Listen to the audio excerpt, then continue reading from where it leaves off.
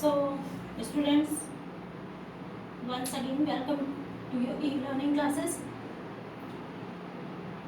Last class में हम लोग ने असर्टिव सेंटेंसेस के बारे में पढ़ा था और इस क्लास में हम लोग पढ़ेंगे इंटेरोगेटिव सेंटेंसेस के बारे में। असर्टिव और इंट्रोगेटिव दोनों सेंटेंसेस की हमने डेफिनेशन और एग्जांपल्स आपको पहले ही लिखवा चुके हैं। इस सेशन में हम लोग करेंगे इसकी एक्सरसाइज और समझेंगे कि कैसे पता चलेगा कि इंटेरोगेटिव सेंटेंस क्या है।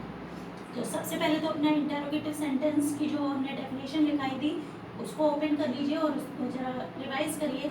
उसमें लिखवाया था हमने कि इंटेरोगेटिव सेंटेंसेस वो सेंटेंस हैं जो किसी तरह का क्वेश्चन प्रश्न पूछते हैं। ये आपके प्रश्नवाचक वाक्य कहलाते हैं और ये वो सेंटेंसेस हैं जिसमें हम किसी भी तरह का प्रश्न उठाते हैं, प्रश्न पूछते हैं किसी से।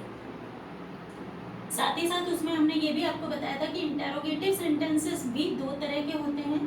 एक होता है यस नो टाइप और दूसरा होता है क्वेश्चन वर्ड टाइप। तो यस नो टाइप के जो क्वेश्चंस होते हैं, जो इंटेरोगेटिव सेंटेंसेस होते हैं, वो ऐसे क्वेश्चन होते हैं जिनका आंसर आप हाँ या ना में दे सकते हैं।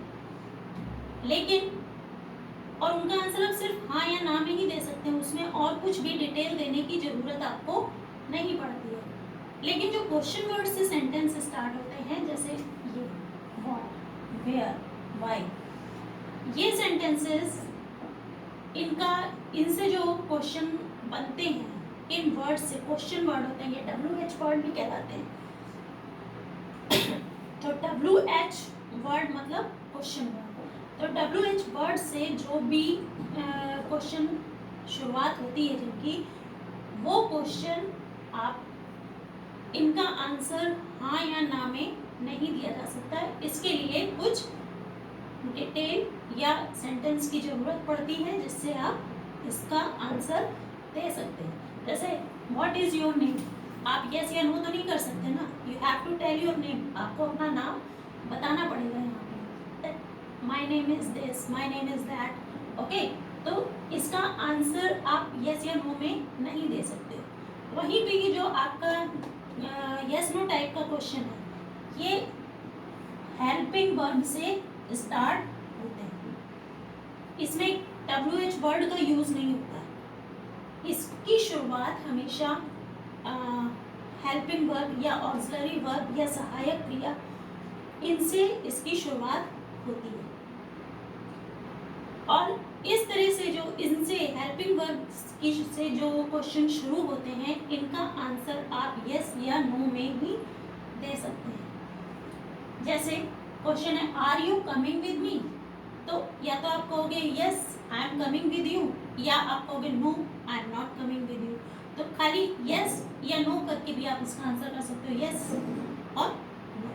इसलिए इनको, ये सारे जितने भी क्वेश्चन हैं जो भी आपके ऑक्सिलरी वर्ब से बन रहे हैं, इनके आंसर आप यस या नो में दे सकते हैं। तो इस तरह से ये आपके दो तरह के सेंटेंस इंटेरोगेटिव हुए, एक क्वेश्चन वर्ड टाइप या WH वर्ड से स्टार्ट होने वाले, और दूसरा are, is, am, have, has, had, do, did, does, इन सब से जो भी हेल्पिंग वर्ड से स्टार्ट होते हैं, उनको आप yes no type question interrogative sentence कहते हैं। अब इंटेरोगेटिव सेंटेंसेस की पहचान क्या है? देखिए, जनरली कोई भी सेंटेंस जब स्टार्ट होता है तो वो एक सब्जेक्ट से स्टार्ट होता है, लेकिन इंटेरोगेटिव सेंटेंस जो है वो या तो WH वर्ड से स्टार्ट होगा या फिर हेल्पिंग वर्ब से स्टार्ट होता है, और उसके बाद ही, हेल्पिंग वर्ब के बाद ही सब्जेक्ट आता है। ठीक है, तो ये पहली पहचान तो इंटेरोगेटिव सेंटेंस की ये है कि ये क्वेश्चन वर्ड से स्टार्ट होता है, और दूसरी पहचान ये है कि या तो क्वेश्चन वर्ड से स्टार्ट होता है या आपका हेल्पिंग वर्ब से स्टार्ट होता है। ठीक, अब नेक्स्ट इसका आइडेंटिफिकेशन क्या है? नेक्स्ट इसकी पहचान ये है कि इसके एंड में क्वेश्चन मार्क होता है। कोई भी तरह का इंटेरोगेटिव सेंटेंस हो, सबके एंड में क्वेश्चन मार्क लगा होता है।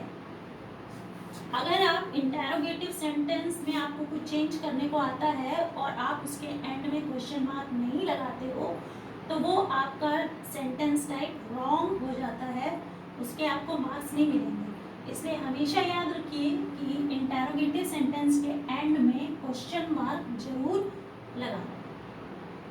ओके, तो अब हम देखते हैं इसमें कि कौन सा इंटेरोगेटिव सेंटेंस क्वेश्चन वर्ड है और कौन सा यस नो टाइप है। तो पहला सेंटेंस है व्हाट इज योर नेम। ये स्टार्ट हो रहा है क्वेश्चन वर्ड से, क्योंकि ये क्वेश्चन वर्ड से स्टार्ट हो रहा है इसलिए ये WH वर्ड टाइप या क्वेश्चन वर्ड टाइप आपका सेंटेंस है। तो इसको आप कैसे लिखेंगे, इंटेरोगेटिव और फिर उसके बाद कौन सा है, क्वेश्चन वर्ड टाइप। ये इस तरह से आपको इसका आंसर करना है। Where do you live, again it is interrogative and it is question word type. ठीक, दिस अगेन वाई भी WH वर्ड है और ये भी आपका क्वेश्चन वर्ड है। इसका भी आंसर आपका यही होगा कि interrogative and question word type. अब ये जो है ये are you coming with me, are helping word है, ये क्वेश्चन वर्ड नहीं है। ठीक है, ये WH से स्टार्ट नहीं हो रहा। पहले तो WH ज़्यादातर क्वेश्चंस जो हैं वो WH से ही स्टार्ट होते हैं, कुछ छोड़ के, जैसे हाउ एक एग्जाम्पशन है जो क्वेश्चन वर्ड तो है लेकिन WH से नहीं स्टार्ट होता। इसी तरह से yes, by, when, where, who, almost सारे क्वेश्चन वर्ड्स जो हैं वो WH से स्टार्ट होते हैं। तो ये WH से स्टार्ट नहीं हो रहा है, ना ही ये हाउ है, ये आर है। Are, is, am, are, was, were and has, have, had, do, does, did, ये हमारी हेल्पिंग वर्ब होती है। तो ये हेल्पिंग वर्ब से स्टार्ट हो रहा है। तो are you coming with me, ये आपका इंटेरोगेटिव सेंटेंस तो है,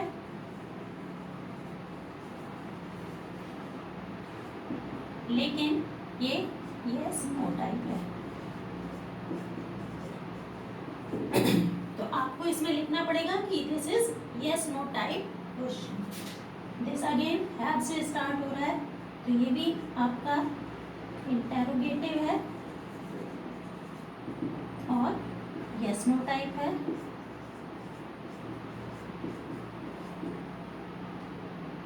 ये इससे स्टार्ट हो रहा है, तो ये भी आपका इंटेरोगेटिव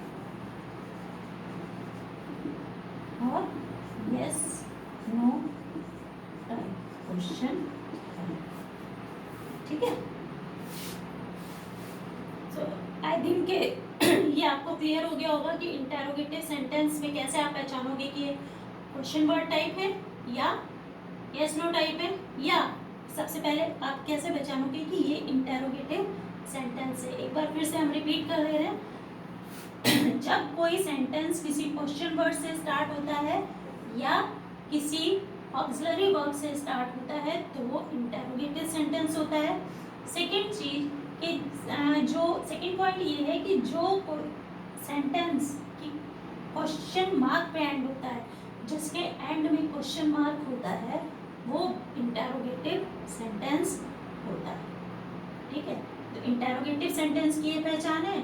फिर आप क्वेश्चन वर्ड टाइप और यस नो टाइप आप पहचान लोगे कि जो WH वर्ड से या क्वेश्चन वर्ड से स्टार्ट होते हैं वो आपके क्वेश्चन वर्ड टाइप हैं, और जो ऑक्सिलरी वर्ब से या हेल्पिंग वर्ब से स्टार्ट होते हैं वो आपके yes no type question interrogative sentence है।